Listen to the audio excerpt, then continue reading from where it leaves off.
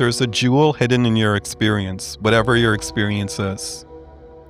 So in order to actualize presence, come back to where you are, not where you want to be, and allow yourself to fully inhabit where you are in this moment. You don't have to stay here forever. Just allow yourself to fully inhabit where you are in the here and now, and tune into your experience, not to the thoughts inside your brain, not to the judgments about what you're experiencing, not whether you should be experiencing this or you shouldn't be experiencing it. Recognize that you are experiencing this. It's a gift from the other side.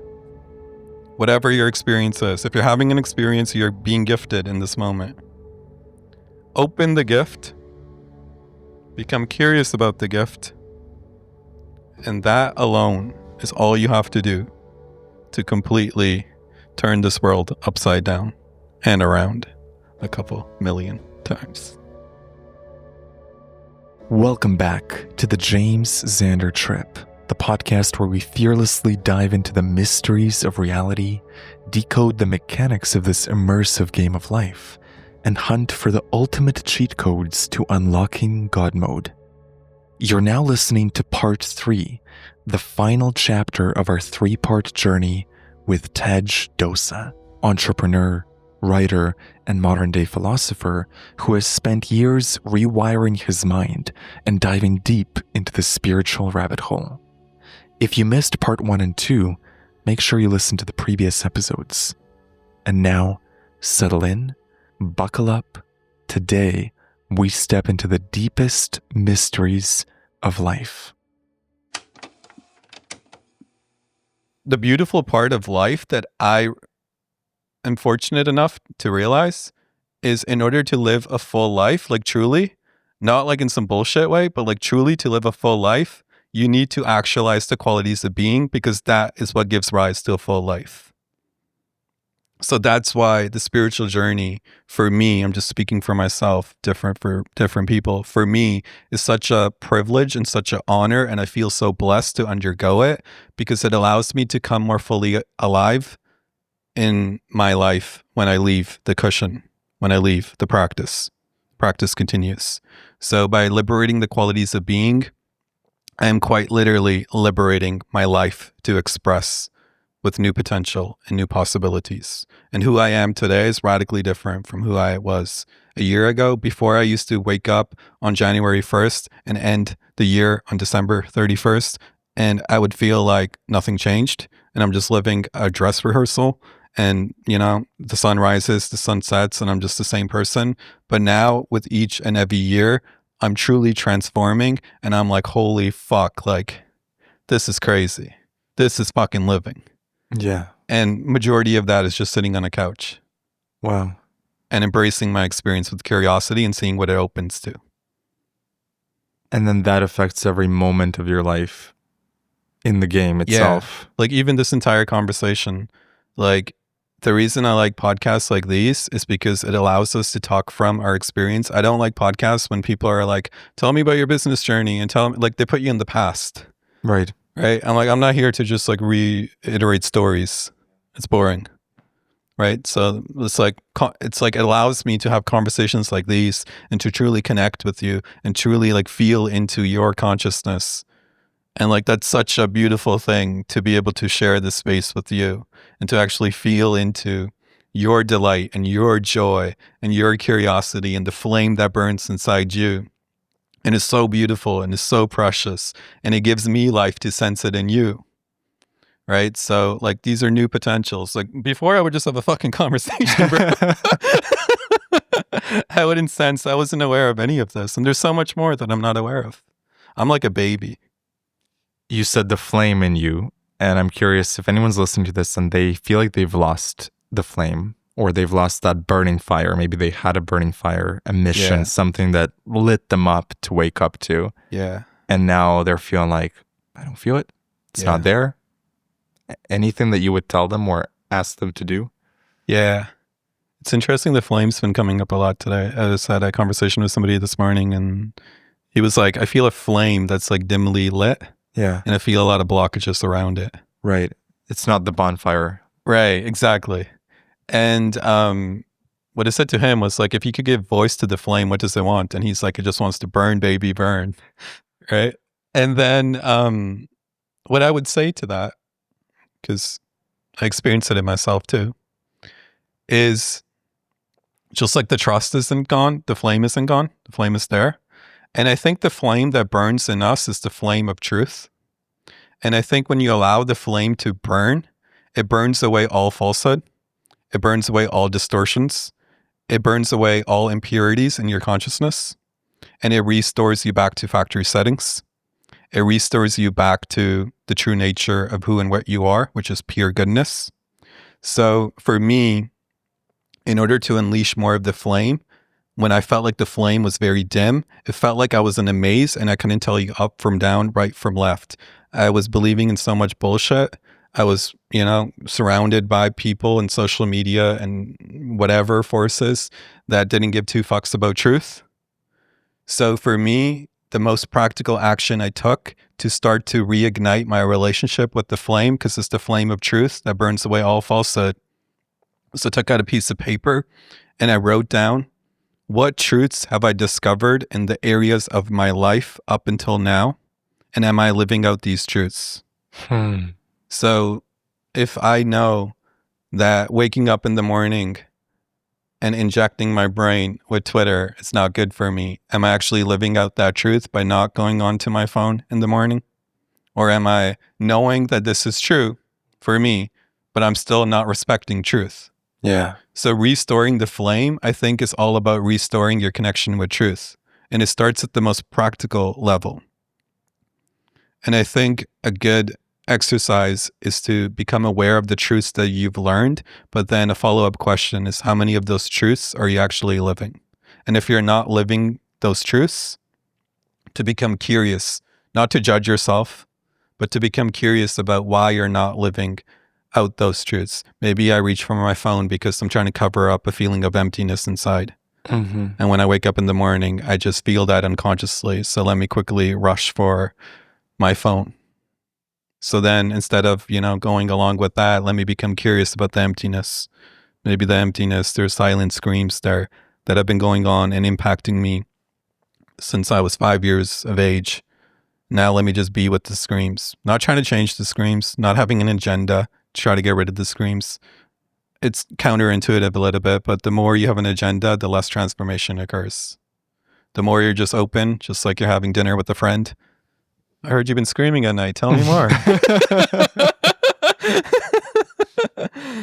It's because when you have an agenda, it's like you already have a preconceived conclusion, Yeah. and that's not transformation. Exactly. That's like knowing the answers to a test before you've done the test. And like true change is outside the realm of what your mind classifies as change, because whatever your mind classifies as change isn't really change. It's just rearranged furniture. You mentioned the word reset to factory settings. Yeah, I like that one. How do we reset ourselves to factory settings? And is that possible with all of the past experiences that we've all gone through? Yeah. Because I feel like you could keep digging through the past forever and ever. For sure. And never get fully clear. Yeah. Meanwhile, life is still flowing. Yeah. And so you also see people like, obviously, I don't know him personally, but like people like Elon Musk, who seem to be just flowing, like building, creating. I don't know if he's doing too much inner child work. He might be. I have no idea. But it just feels like some people are, let me not look at the past, or let me just go and do stuff. Yeah. And then there's so many of us in the spiritual conscious community who are like, let's go look at this stuff. Yeah. I'm just curious, like, have you thought about this and how you see that? And is it possible to go to factory settings? Yeah. I think the greatest piece of advice that I got on this, and I'm very blessed for it, is a lot of people in life, but especially when it comes to spirituality, they treat it like a buffet where they're sampling a lot of different dishes. And that's important to do because it allows you to get acquainted with what feels right for you. But there needs to come a time where you step out of the buffet and you pick a path that's genuine and true to you, and you go all the way. So it is possible to restore yourself back to factory settings. I think it's rare in today's culture. And I think it's possible. You could live a very good life externally, but inside you're probably going to be rotting away. It's fine.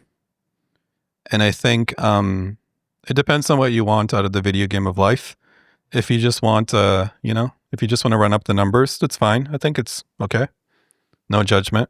There's probably a version of you that could have kept doing that easily. I think there has been multiple versions of me that have done that. And I'm sure life was good, but then it probably, well, who knows what happened after.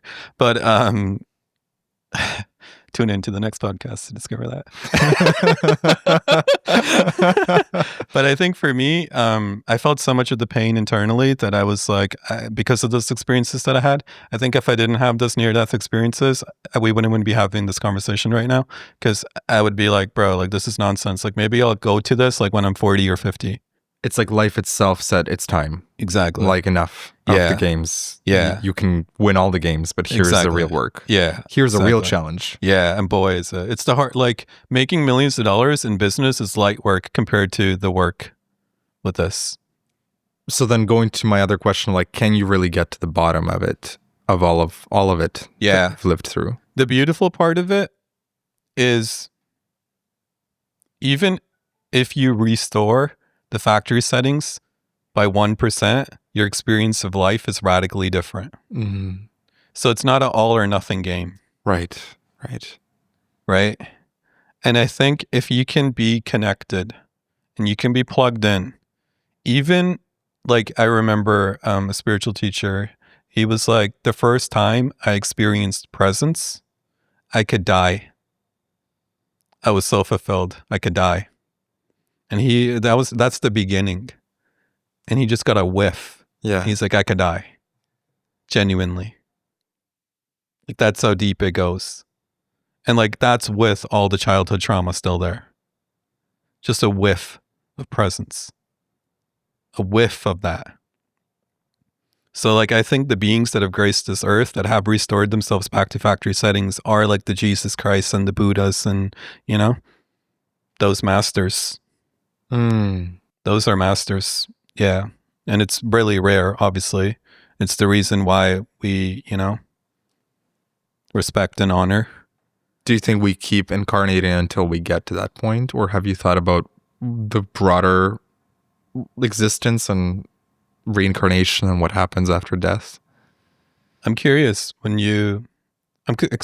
curious to explore this live, like right here. Mm-hmm. Like when you say that, like if you sense into it and you feel into it, what arises for you? Whether we reincarnate? Yeah, the bigger picture.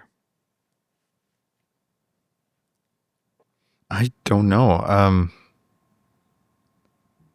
I really don't know. It's like such a mystery. I feel like anything I say now is just going to be something I pulled from another teacher. Right? Like, what about in this moment? Like it could change tomorrow, but in this moment, what do you sense and feel?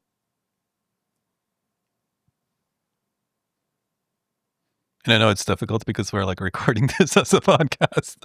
I mean, one thing is for sure, we are infinite beings. Mm-hmm. So we continue in some form. I don't know if this is arising in this moment, but I have felt before that, for sure, I'll need a few more lifetimes here to like really go as deep as I want to. Like this can't be the final round.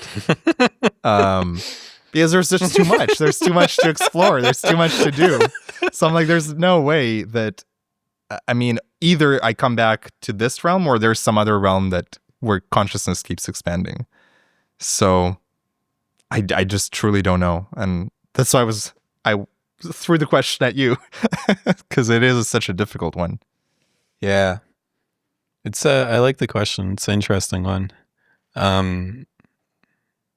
When I sense into it, in some level, like the part of you that is eternal is present in this room right now. So if you can be in touch with that part right now, I think you actually beat the video game in all levels, whether you reincarnate as an alien or as a cow. I think if you know yourself as that, you pick the lock. I also think when you die, you take two things with you. Fortunately, not your money. Fortunately. You take two things with you. The first is your level of realization. And the second is your conditioning. My sense, I could be wrong. I don't think death is a get out of jail free card. I think your conditioning and your unconscious goes with you. And your level of realization also goes with you. So if and I don't mean that in like it's not bad. Like there's nothing to be afraid of. Like I'm not saying it in like a scary way at all. It's all good. Reality is benevolent. Don't forget it's all rigged in your favor. But what I'm saying is reality is infinitely patient. It's unconditional love. So it will never force you. It will never pressure you. It will allow you to cook at your own speed. So, and that's beautiful. But in my eyes, what that means is the work we do in this life, how fully we live this life, how truly we live this life is preparation for death. Because the level of realization that I can actualize, just speaking for myself, but the level of realization I can actualize in this life, once I die and my soul leaves this body, I'll have actually felt what it feels like for my soul to leave the body while I was still alive. So it's not going to be, what the fuck is happening? I'm so disoriented.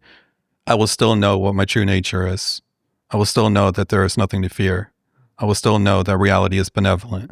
I will still know that. It's my level of realization. Now, with that stated, all my conditioning that I didn't face, all the wounds that are inside me, all the difficult parts that I didn't meet with presence, will also be present with me too. You don't think there's some level of awakening that happens when you disrobe from this reality and you awaken to the next one? I think my sense of it, I'm going to share a story. I'll share it. The real-time decision. Yeah. There was some uncertainty arising for me. Not anymore. I remember I was listening to this like teacher that I considered to be really advanced, and she was talking about she could sense her dad after he passed away, and I think that's a really cool potential, by the way, where you can actually sense people where they're at, like in this moment, people that have passed. Anyways, that's not the point. The point is she was sensing her dad, and her dad was, in her own words, not my words, but in her own words, he was not very evolved consciously. And her sense of her dad was he was stuck in a limbo phase where I think he grew up in Russia, and the childhood train that he would take, he just, when she was sensing him, he just kept getting on and off the same train, on and off the same train. So to answer your question, I think Ram Dass's quote is so accurate that death is like taking off a tight shoe. That's what I was feeling and sensing when I had those near-death experiences. You almost want to go into death. It feels so freeing. But I think it takes a level of realization to actually recognize the freedom as love and not as a threat. I think if your level of consciousness isn't awake to that, then the freedom could be arising, but you won't be awake to it. Just like the trust is arising in this moment, but we're not awake to it. I'm always so fascinated when people talk about like they're tuning into their loved ones, they can sense them. Yeah. And then equally the idea of reincarnation and that we are living parallel realities, Yeah. or that you have these deja vu moments, Right. you've done something before. So it's like on the one hand, she's sensing her dad as that soul, as the soul that she knows. But then surely he will pass on to another Yeah. realm. So there's like a bit of a paradox, which Yeah. I've thought about, and Yeah. I can't seem to figure out how Yeah. both can be true, how mediums can tune into loved Right. ones, Yeah. but yet so many teachers talk about reincarnation. Yeah. Have you thought about this, and what's your thoughts? Yeah. From my understanding, there's like a stage called the Bardo stage. And so I remember my uncle passed away, and my uncle was like a father figure. And this was around COVID. It wasn't because of COVID, but it was around COVID. And he wasn't here at the time, like here in Vancouver. And I just talked to him on the phone like a couple days before. And there was like a lot that I wanted to express and share. And I remember bringing it up with my teacher. And she was like, I found out later, but what she said at the time was she was like, oh, like you may want to, 'cause sometimes a really advanced teacher, I have a running joke with my friend. It's like they will kind of give you a small glimpse of what's behind the curtain. And you're like, wait a minute, like, why'd she say that? Or it's like a small little glimpse. So I have like a running joke with my friend whenever that happens. I'm like, just peek through the curtain. And she was like, oh, you may want to, it's up to you, but you may want to Do that soon. Exactly. She's like, you may want to express out loud or write a letter like pretty soon. 3 weeks was the time. And later, Did you question her in that moment? Or, like, why that soon? yeah. At that point, I had, and I still do, like even more so. But at that point, my trust in the teacher was so great. I was like, no doubt. And it felt so right. It felt so true. But I think in certain cultures, they say it's important to have the funeral pretty quickly. So the soul can actually fully accept and realize that it has passed. And I do believe that you attend your own funeral. I do believe that you actually sense into everybody that is present at your funeral, and you can sense the true nature of their heart. I do believe that. So, the one event that's about you, I do think you're present for. And The one event that's about surely there are others. Oh, just your funeral. Good luck. Yeah, just that one. Make sure you attend that one, right? All the other ones are optional, but you got to make it to your own funeral, bro. You got to Don't be it. late. Yeah, don't be late. And but hold on, did you write the letter to him? Yeah, so I wrote the letter. So basically, what I'm trying to say is like, after my uncle passed away and after my grandpa passed away, in those initial weeks, and I also inquired about this, there's less conditioning for that soul because like the body puts you into a certain level of conditioning. So there's more space that's available. My connection with them was so strong, stronger than when they were alive. That's wild. For like the initial little bit. Yeah. And now it feels like I've absorbed them, but I'm not developed at that level at all. I'm a baby. And I can't sense them as much anymore. But it's like I've absorbed them in my heart. And they say in your heart, you have access to all time, past, present, and future. And I don't mean that in a new age way. I mean like there's some real legit masters that are true geniuses that are alive today who have said that are not on YouTube. No disrespect to YouTube, of course. But I sensed their level of presence and that connection the first 3 weeks around that time span. It was so deep. Like when my grandpa passed away, I was in the hospital just minutes after he left the body, and I could feel the space, the death space that opens, and literally it's like the soul goes along with it, and I can sense him like hovering over the body, and I was holding his hand, and the words that were flowing through me was, it's okay, it's okay, it's like, it's okay. Like you can let go. So they say like it's important to have the funeral pretty early after a passing, because sometimes the soul doesn't know that the body has died and it tries to re-enter the body. Wow. It can be disoriented if it doesn't know its true nature, which is freedom. So if you're existing without a body, it's like, wait a minute, what? That's me. Yo, I'm on the bed. What the fuck? Like that can happen if you don't know that you are an infinite being. The body is just the external form of you. It's not the depth of you. But if you realize that, then you realize, oh shit, the body has stopped working. Just like my car broke down, this body broke down, but I'm still here. And like, instead of trying to get back into the body, which obviously isn't going to work, you stick around for a couple of weeks in human time. Who knows? I'm sure like on DMT, time gets morphed like crazy. But in human time, there is no time, I suppose. Yeah, exactly. So in human time, like I guess 3 weeks is what I heard. And then you catch the next train to the next life. Then wherever it goes. Do you believe in free will? Or do you think that ultimately our entire life is, from some higher vantage point, pre-scripted? Yeah. The free will question, I think it depends on who you're taking yourself to be. If you're taking yourself to be a character, if you're asking me, does Tej have free will? I'm like, bro, Tej can barely remember what he had for breakfast. But if my identity is in true nature, then true nature has complete free will. Reality is creating itself live in each and every moment. It's spontaneous creation. That is what true creativity is.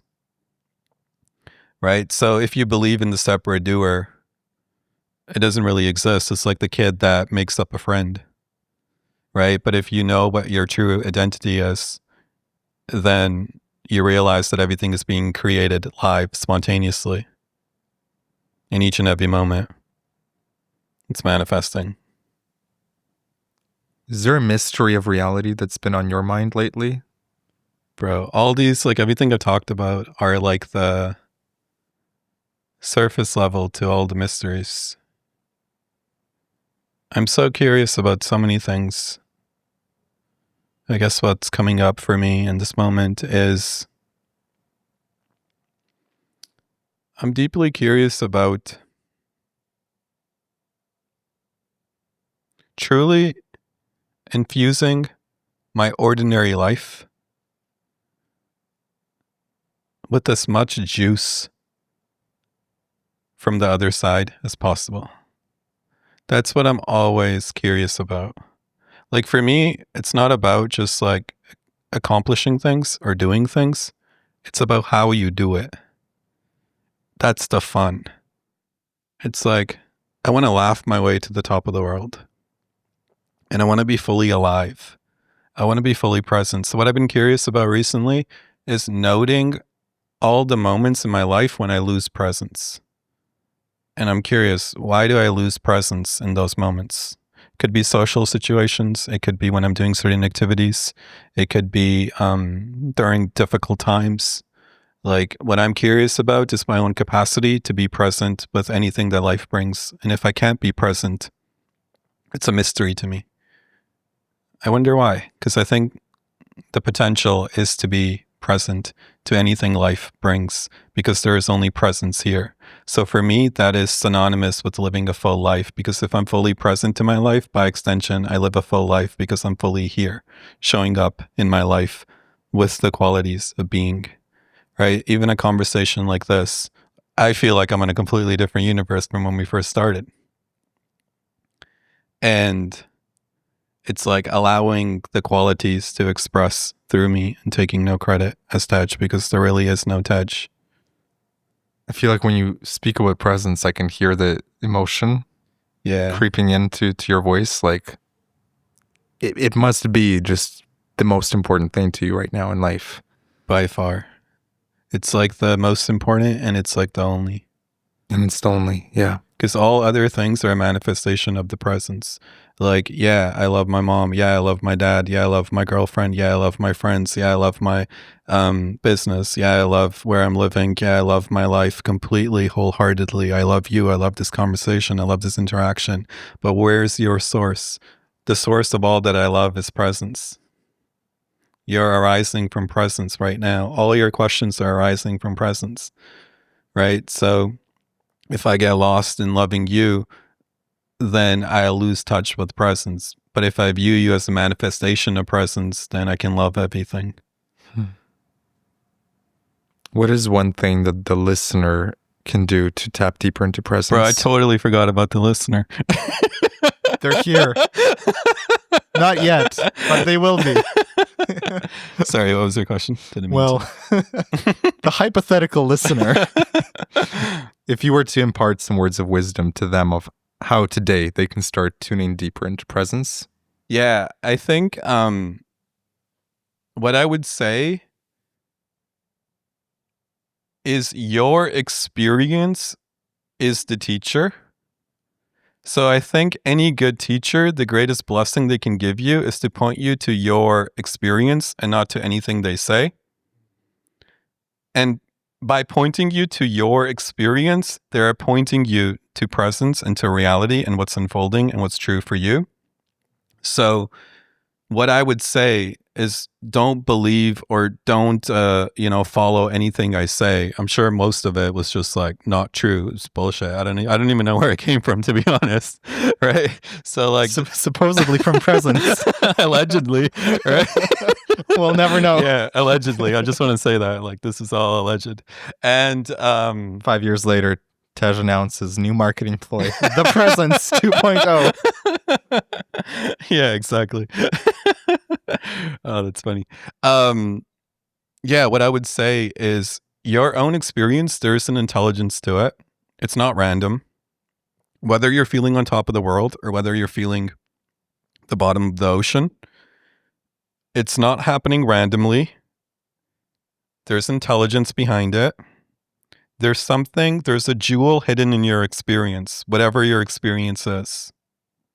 So in order to actualize presence, come back to where you are, not where you want to be, and allow yourself to fully inhabit where you are in this moment.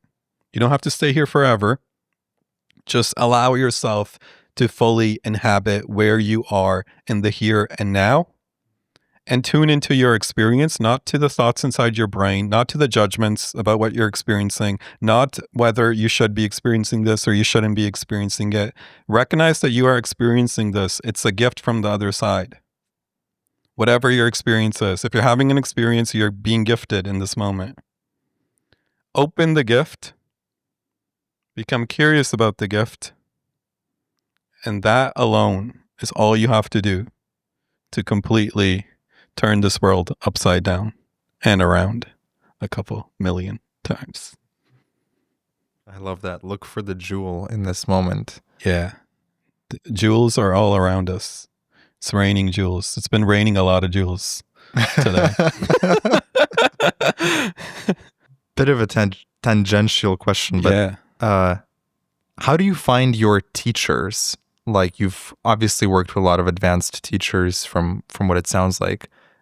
How does that work? Does life bring you to them, or what's the, and how do you also maintain your own, you're not giving away your power entirely to a teacher, no matter how advanced they may be, but you're also maintaining some level of self-authority. Yep. So, with this teacher, the ones that's been like most impactful for me, the way it came about is,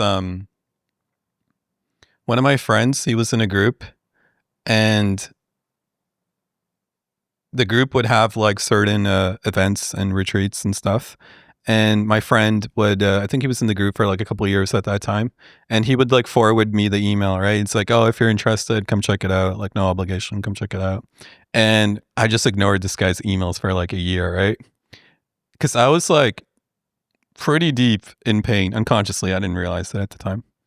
And like I said, like there's a part of you that knows internally when your suffering is about to be taken away from you. And you unconsciously avoid it. So the reason I was saying that earlier is because I saw it in myself. Wow. Right? I'm not just saying it about other people. It's like what I went through. So for a year, I would duck this guy's emails. So the solution is right there. Exactly. And you're like, let me shackle myself even further to my pain. In order for me to reinforce the identity that I take myself to be. Otherwise, if I take away my suffering, my identity collapses, and with it goes the familiar world. And if that goes, it will make me re-question everything. So I remember ducking and dodging this guy like for a year. And then I remember Shout out to his persistence. Yeah, like he was a great guy. Like he would just like kind of just sprinkle it in.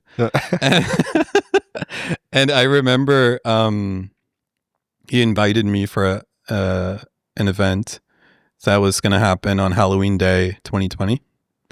And I was like, fuck, man, I've been dodging this guy for a while. And I remember like a week before that, I was taking a shower.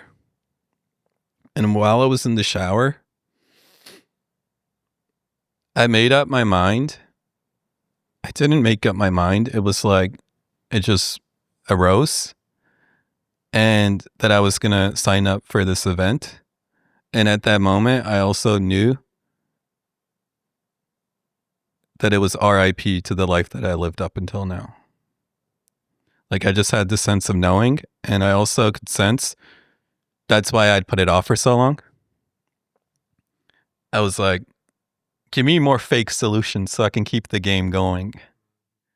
So I can keep my mind busy, that maybe one day I will figure out the real solution. Because if you give me the real solution, then the mind is going to come to a standstill. It was my mind that was running the show. And while I was taking the shower, I was like, I'm going to do this. And it felt like everything was going to transform. And my life that I lived up until now, I was going to lose. And I got out of the shower.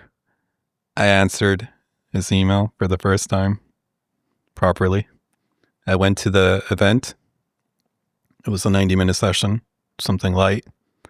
And it wasn't the teachers, but it was the presence that the teachers were embodying that just made me feel, I didn't know what it was. I didn't even know what presence was, but I just felt like something is different in this space. And it felt like my soul was so thirsty for it that it just started drinking it in. And I never stopped drinking it in. And to answer your question, I think it's a beautiful question. I think this reality is really spooky. And teachers are all around us. And they do magically appear. Especially when you're in deep suffering. But also, I think a true teacher doesn't make you give away your power. They reveal your own power to you. A true teacher doesn't tell you the way. They ask you questions that help you figure out the way.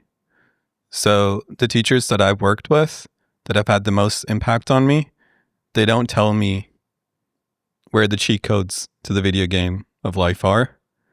They ask me, oh, you're feeling like shit? Tell me more. They know that if I go through the shit, I will lead to the treasure. But they don't tell me that. They're just so compassionate and so warm and so friendly that they're just curious. They're a true friend, a real friend. They don't want to change me. They don't want to influence me. They don't even want to take me to nirvana. They just meet me exactly where I'm at with friendly interest. And through that process, it's me waking up to myself, and it doesn't even feel like there's an external teacher. It feels like my internal guidance is manifesting as an external teacher. Wow. But the teacher will point me back to my internal guidance, and then the teacher will disappear. Because the job of the teacher was not to appear on a pedestal. The job of the teacher was to point me back to my own guidance. So I think teachers,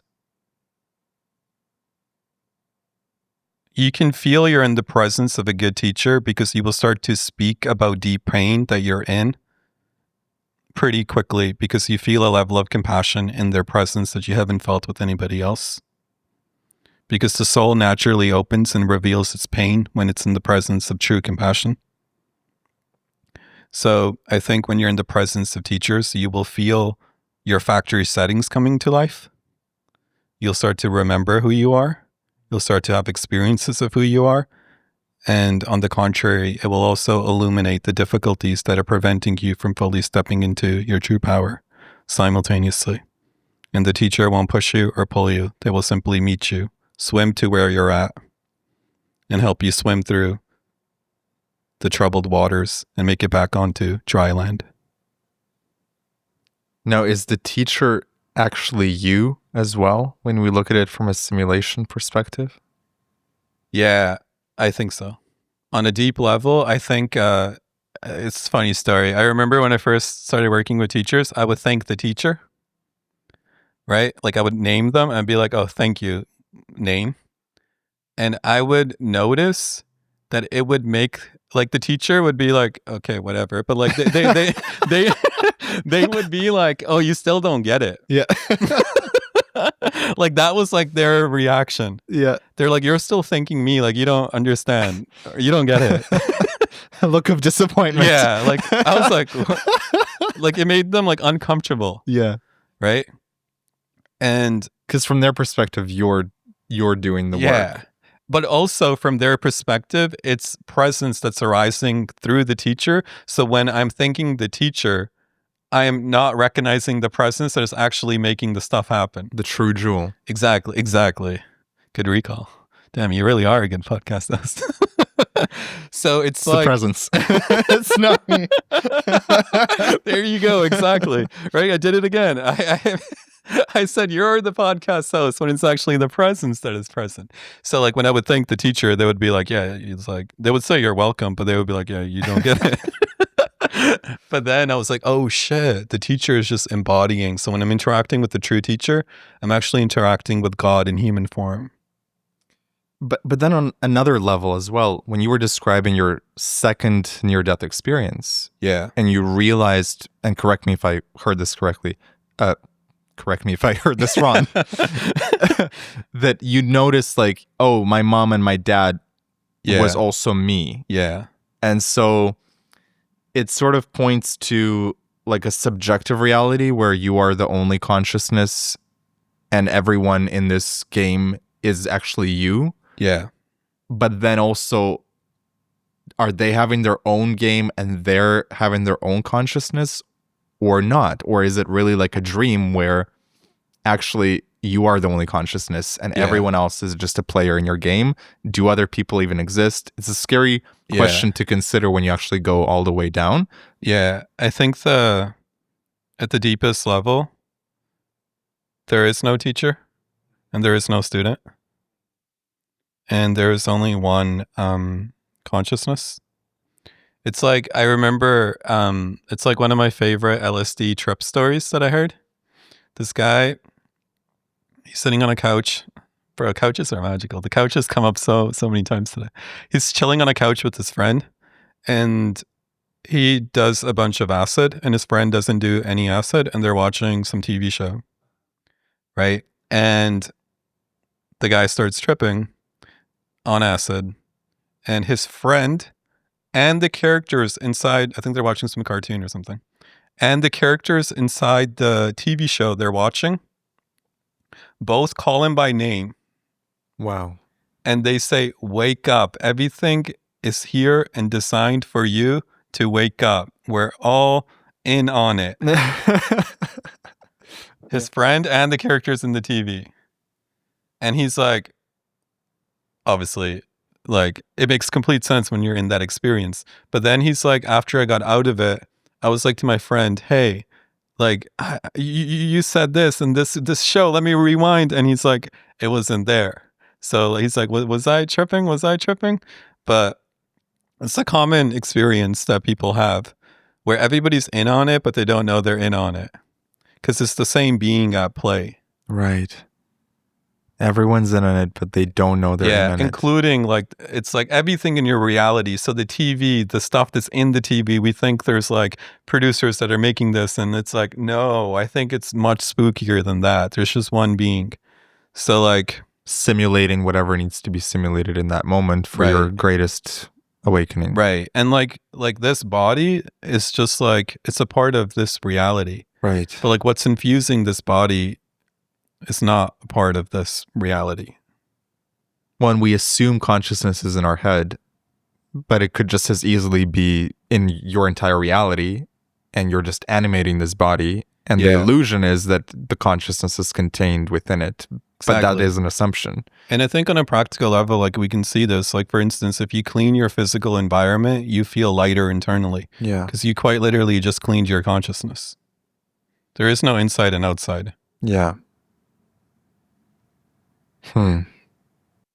But if we go deep into that thread, it does get spooky. I remember I had an experience, a very sad experience, where I made, the way I'm saying it is incorrect, but I made contact with like the one being that's illuminating all forms. But there was still like a personal part of me that was also present. And I was filled with so much sadness and so much loneliness. Like, holy shit, I thought I had a mother. I thought I had a father. I thought I had a friend. I thought these were separate individuals. But it was all me dressed up as all these separate characters. Not me as in Tej, Right. me as in... The one great being. Yeah. But when you take it all the way down, that means God is lonely, fundamentally. Yeah. And that's why he created the world to experience, so he could live fully. Yeah. That's where I'm at with things. And if you stay with that loneliness, it's like it's such a fascinating thing. Like, God is alone. Yeah. Always has been, always will be. Yeah. No beginning, no end. Yeah. Seemingly nothing outside of Bro. his presence. It's like even when you're God, there is still this unanswerable mystery that will never be fucking answered. It's so funny. When I took mushrooms the second time and I had a traumatic experience, I forgot to mention this, but the reason it was traumatic was because I realized that I am the one that illuminates all forms, and the only thing I can't do is die. So what I was trying to do was essentially like kill myself, but I couldn't do it. Like, it's impossible. You can't do it. You can't shut this off. Yeah. Right? Like, obviously the body can go, but like you can't turn off the one. I do think there's a deeper layer to God, which they call the absolute. And I think that is there's no question when you're in that area. So there's no loneliness. There's nothing. I haven't experienced it personally to my knowledge, but I do. It's like the nucleus of everything. Yeah, exactly. Yeah. Wow. Yeah. You should try DMT, bro. It'll be right up your alley. I have so that cousin that I was telling you about that did mushrooms with me. He went pretty deep into the DMT stuff, and he was doing it like, I think he was following Leo on YouTube, actualized.org. He was like watching a lot of his stuff, and he was I don't know the correct term for it. I think it's called malt. Okay. I think it's 5. I don't even know what is 5-MeO. So there's two types of DMT. There's NN-DMT, which gives you these kaleidoscopic alien worlds. It's incredibly fascinating. It's what Rogan often talks about. And then there's 5-MeO DMT, which can be made synthetic, but originally comes from a frog, the Bufo alvarius frog. And it's also called Bufo. Yeah. And that, when you vaporize that, you get taken to, there's no visuals anymore. It's just pure whiteness. It's like pure love, pure peace. But you're so high up that there's no need for visuals. It's just pure white light. And so the similarities between them is they both awaken you. They both take you outside of this reality into something that feels more real than this reality, more real than real.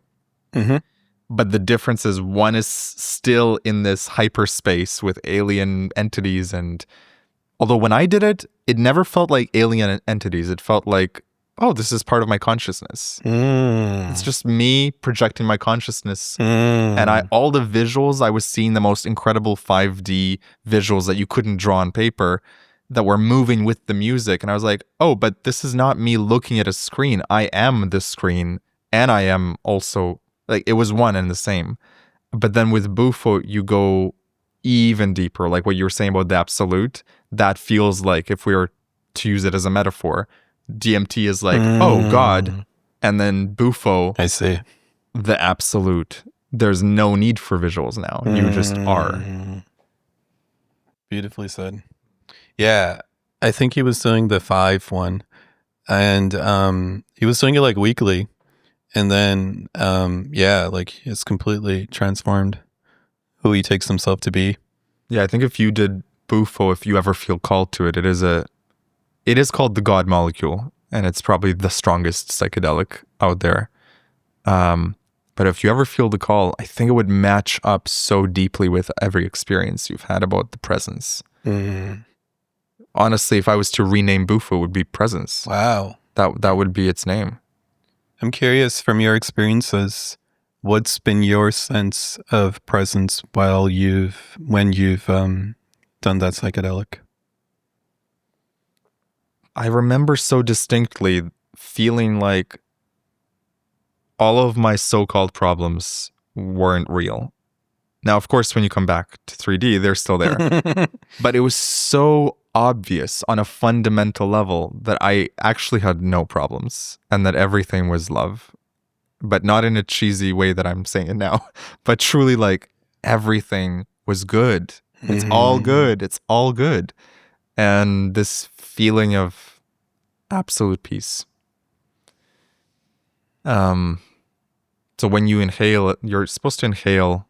They burn the crystals, which contain 5-MeO-DMT, and you inhale it, and you're supposed to hold it in your lungs for as long as possible so that the effect can metabolize in your body, and then you'll naturally breathe out. Like, right. And so it's so trippy. Like, you inhale it, and you can keep your eyes open, and you can literally see reality fractalize, and like keep fractalizing until just this whiteness overtakes you, and then you're in this other realm, and your body's gone, and you're, you just are, and you sink back into the pillows, and then the pillows are gone as well, and like everything is gone. It's just you, pure energy. And the same thing happened with the first time I did DMT. I asked my trip sitter at the time. I said, "Do I keep my eyes open or closed?" He said, "Doesn't matter." I'm like, how can it not matter? Because on mushrooms, it matters so much. And it was my first time doing a proper breakthrough dose of DMT. I had done it with vape pens, which is more of a hybrid experience. Yeah. He's like, "Yeah, keep them open." So again, I keep them open. The room explodes in what I can only describe as a million little Minecraft puzzle pieces, blocks. And then I'm in this other realm that is sharper and more vivid than any realm here. I blink my eyes, and for a few moments, I can feel my eyelashes touching my face, but nothing changes in my vision. I'm purely seeing with my third eye or that other realm. And then within a few seconds, the eyelashes are gone, the eyes are gone, the body's gone, but I'm still alive. That one experience fundamentally changed the way I view death, because it felt like absolute death, disrobing of the body, but I'm still awake. I'm still alive. I'm still just as conscious, if not more conscious, more tuned in, more sharp. And all I could see was, the beautiful, beautiful geometries around me, but also the feeling of I'm home. Like, oh, I've been here before. Have never been to that place in this 3D timeline. Right. But such an overwhelming sense. Oh yeah, I'm home. Cool. Safe, total safety, total feeling of nothing scary, nothing. It was just pure love. So. It's very touching to hear. Makes me like even teary-eyed to just hear you describe that. I'll also mention this because I think you might get a kick out of it. The first time I ever touched DMT was with a vape pen. So it was a small dose. And I was living with roommates at the time. So I sort of tried to do it in my bedroom, and I immediately could feel the presence of everyone in the house. And I'm like, holy shit. Okay, I need to get out of here if I'm going to try this. Because psychedelics just heighten everything, and DMT to another level. So that's hilarious. I was like, what can I do? Okay, I have my car. What if I drive to some park in Vancouver I drove to, and I parked my car, and it was like 11 p.m. So there's no one there. And I turn off the car, but I leave the stereo on. Of course. And I put on my Spotify DMT playlist. It wasn't called DMT playlist at that time. Not yet. But it became that. And then my friend showed me how to smoke the vape pen properly and hold it in your lungs and make sure you do 3 hits, because like the first one is not going to do much. And so I do all of that. And the whole car becomes a spaceship, first of all. All the dials, it looks like I'm like it's a spaceship. My phone screen, which is in the phone holder, starts like unlayering, and I can see like every single layer of the iPhone and all the pixels, and I'm like, holy shit. The Spotify little ticker that's like going across the from 000 to the end of the song starts like slowing down, and the song starts stretching. And reality, it was just two things were obvious to me. Reality was extremely malleable. The song stretching, time stretching. I was still here. I wasn't breaking through to hyperspace, but everything was different. I was like, okay. And then the other piece of it was the word hologram came to mind. It just distinctly felt like, oh, this whole thing is a hologram. Now the trendy word is simulation, but the word that immediately, that's why when I read, and I know you've probably read this book, Busting Loose from the Money Game, and Robert Scheinfeld talking about hologram, it just spoke so deeply to me that word somehow has a sense of truth to it. Yeah. This whole world is made of light, and that's it. Light, it's a hologram. But this was the most interesting thing. I knew that I had been in that car at that park across many parallel lifetimes, tripping on DMT. And this was the moment. This was the moment that because all of my life I'd been wanting an extraordinary experience. Wow. Like from a young age, I was like, I hope I see a UFO, or, oh, I'm reading about astral projection. Maybe I can have an out-of-body experience. Didn't have any of that. Never saw a UFO, never saw a ghost, never. I'm sure if I took out-of-body experiences seriously, I might have been able to do it, but I never went that deep at that time. And then finally, DMT, it was like the proof that I had been seeking that reality was not just trees and rocks and skyscrapers and the physical. It's like I always knew there was an energetic layer, but finally I could actually see frequency. I could see energy. I could see the phone vibrating, the layers unfolding, the car vibrating. I could see how everything was pure energy. And then also that sense of deja vu. Like, I know I've been here before. It always leads to this moment. Me in this car, with this vape pen, on this DMT trip, and from here on, life is never going to be the same. It's so wild when you said that, because when I did mushrooms the second time, it felt like I could see every single decision from like when I came out of the womb that brought me to that is English Bay, that brought me to the beach. And when you're on mushrooms, it's like, this is how reality actually is. I didn't take anything. Yeah. This is the true reality. Yeah. Unfiltered, raw. Exactly. But I could see like how every single micro decision brought me to the beach that day. And it couldn't have been any other way. Exactly. So that's why, with that in mind, wherever we're at right now, there's a jewel in there. Because it couldn't be any other way, because this is what is. That's why I think it's really important. And I'm saying this for myself. I just speak it out loud because it reinforces it for myself. Usually the stuff that I talk about is what I lack the most. So I'm trying to be with it myself. So that's why I keep speaking about it. And when I keep speaking about the trust, it's because I'm trying to actualize a stronger relationship with the trust. So that's why I talk about it. But yeah, I think there's tremendous freedom in that, and a lot of jewels to be mined. Definitely. I think the core theme of this podcast has been trust. Do you fundamentally trust reality? And what will it take for you to fully let go and be like, I am held. I am provided for. Nothing can go wrong. Yeah.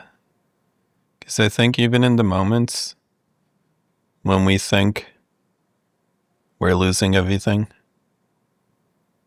the trust is still present. The holding is still there. At death, after death. It's the building block of reality. So if it's the building block of reality, like, truly sense what that means. It's the building block of reality. Reality was made with goodness. You could be having any experience. I know how that it seems when we're disconnected. Trust me, I feel the same way. But reality, the building blocks are pure goodness. There's no good versus evil. There's only pure goodness. All evil is the distortion. Just like emotional reactions are what arise, evil arises when we're disconnected from our goodness. Right? So the person that's angry, they go do angry things in the world because they're really angry at the loss from being kicked out of heaven. So it gives rise to a feeling of hell, but that doesn't mean that evil is equal with goodness. It means the person is disconnected from goodness and now they're acting in an evil way, which creates evil. But there's no like good versus evil. No, it's what you said. It's all good. It's all good. Yeah, I remember when my teacher said that for the first time. So healing. Yeah. It's deep. And like what you said earlier, to really feel the holding, the presence. Yeah. Like in this moment, we had to be held in this, on this podcast in order to even express and talk how we talk and how we express. I'm sure you're like this on other podcasts too, but there's a certain level of holding that is needed to dive in real time, which is no time. Tej, how do you think about the collective timeline we're in? Or is that even an accurate question if you're the only consciousness in the universe? But for the purpose of the question, when you look at reality and what where are we collectively heading to with just the state of the world? And I don't mean it negative or positive. Yeah. I'm keeping it neutral because one could say we're in the best timeline. And from another perspective, someone could be like, oh, this is the worst timeline. Right. And also all the advances of AI, which are super interesting to me, not only from a tech perspective, but from a metaphysical perspective. It feels like the closer we're getting to singularity, it's like the closer we're getting to the absolute. It's like when AI is able to figure out every puzzle, the game ends or restarts or reboots, or there's another big bang or a nuclear explosion to keep the game fresh and going. Yeah. Just saying, right? It's like, but it feels like in a mushroom trip, I really saw that mushrooms were like a biological AI. And here we were just catching up through silicon. Beautifully said. What do you think collectively? Like, what do you perceive? What do you sense? Is there anything that we should collectively be doing going into 2026 and beyond? That's a beautiful question.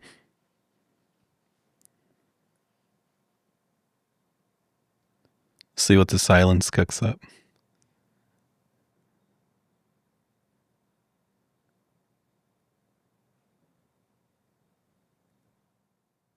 For me, it feels like the way that I perceive it is at a high level, it doesn't really matter what happens to humanity. And I don't mean that in a dark way. I don't mean that in a non-compassionate way. I just mean if I'm playing a video game and I'm in a storyline, could be whatever type of storyline. Could be great, could be bad, could be horrible, could be whatever. But I'm the one holding the controller outside of the video game. It doesn't, like, there's nothing to worry about or stress about if you know that. Right. So what I would say is it's less about, because I think like a lot of my friends and a lot of people that I know that get so subscribed to what's happening in the world, it's like me taking my consciousness and injecting it into the video game to the point that I forget about the one that's holding the controller. So true. Yeah. So I think the freeing answer is who knows and who cares? The most important thing is to actually discover who and what you are, and that transcends all timelines. So it doesn't matter if the timeline is beautiful, it doesn't matter if the timeline is horrible. Make the most of the game. Yeah. And you do that by knowing who you are outside of the game. Your true nature. Yeah. I think once you realize that, that's the ultimate jewel. That is the philosopher's stone. And if you discover that, you can create any timeline, and it doesn't matter what timeline you're in.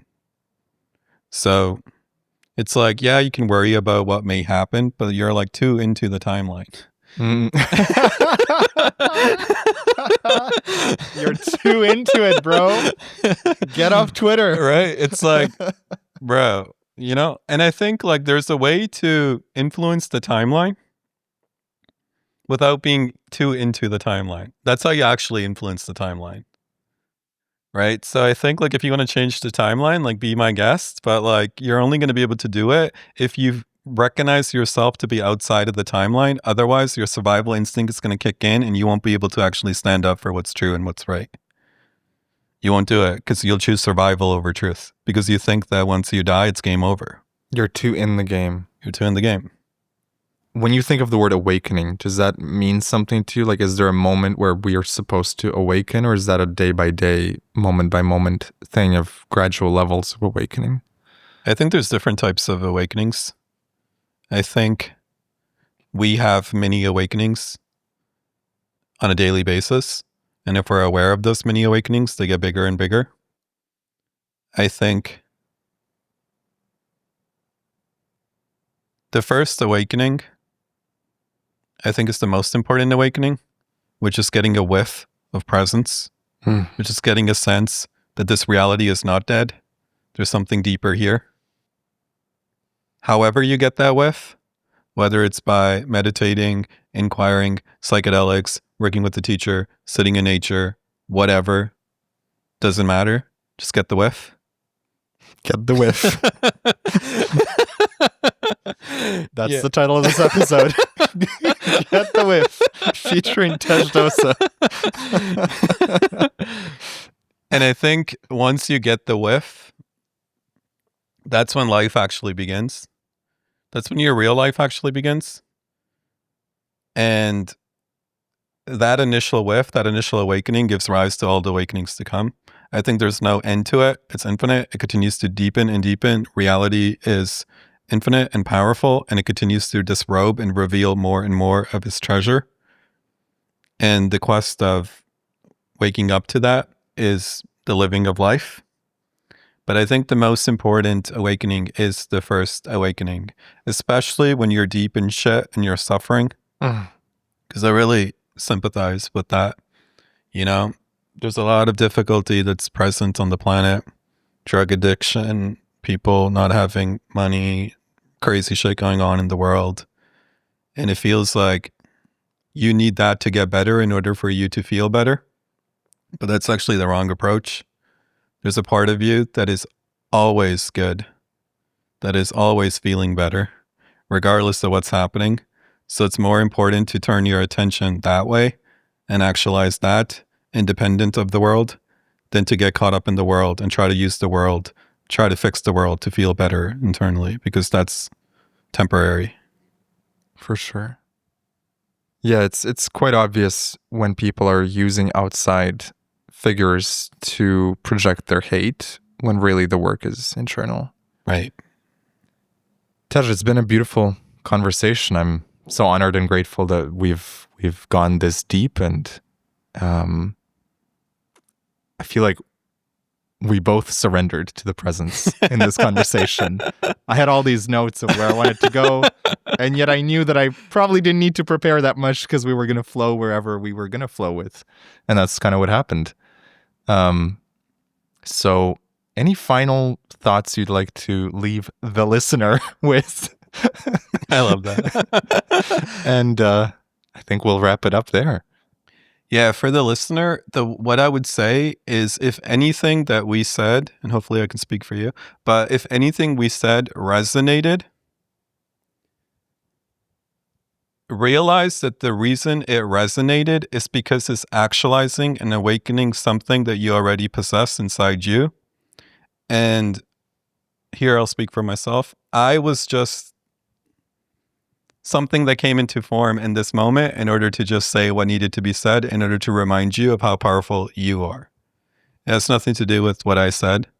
It's like everything I said, the reason it resonated, if it didn't, then ignore what I'm saying. But if it did resonate, the reason it resonated is because it's making you remember parts of yourself that society conditioned you to forget.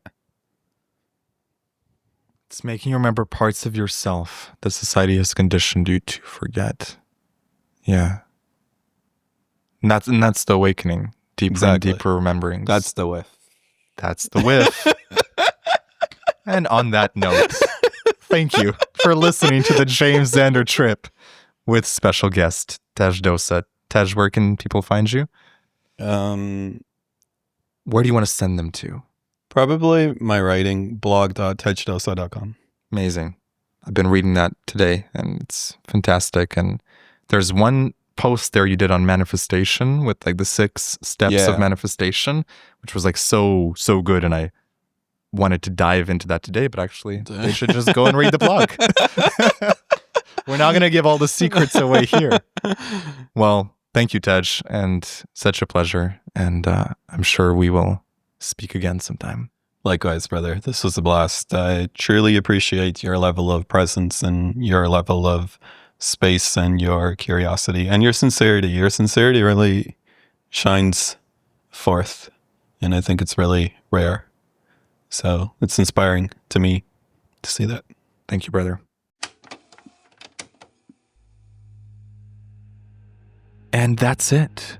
3 parts, 3 hours, 1 unique conversation about the nature of reality and why we're here. If this conversation moved you, if it resonated, share it with someone who needs to hear it. Leave a comment, leave a review, and subscribe to receive the next James Xander Trip episode. But most of all, keep exploring. Stay curious about what's arising in you right now. Until the next trip, this is James Xander signing off.